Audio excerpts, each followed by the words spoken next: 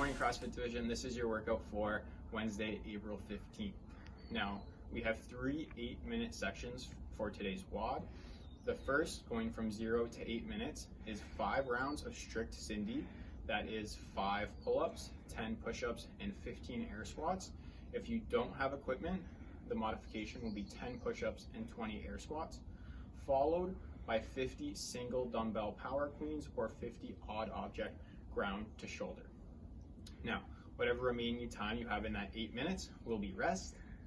Then the next 8-minute section, so from 8 to 16 minutes on your running clock, will be another 4 rounds of strict Cindy or 10 push-ups and 20 air squats, followed by 40 dumbbell goblet squats or 40 odd object squats. Again, whatever remaining time you have is rest. And then at 16 minutes, you're going to complete 3 rounds of strict Cindy, or again 10 push-ups and 20 air squats, followed by 30 alternating dumbbell squat clean thrusters or 30 odd object thrusters.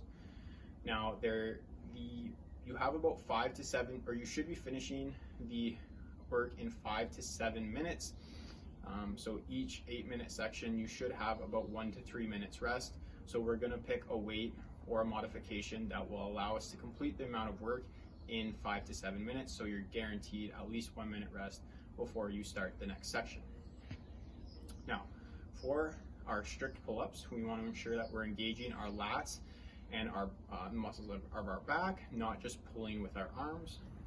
For the push-ups, these can be done either from our feet or from our knees. Regardless, we want to ensure that we're in a nice plank position and that our shoulders and our hips are rising and lowering at the same rate. And for our air squats, we want to ensure that our weight is in our heels, our knees are tracking over our toes, and our eyes and our chest are up. For the 50 single dumbbell power cleans or odd object ground to shoulder, we want to ensure that our dumbbell or our odd object is starting in between our legs and our shoulders are, or in between our feet and our shoulders are over top of the object, extending our hips and pulling that object either to our shoulder.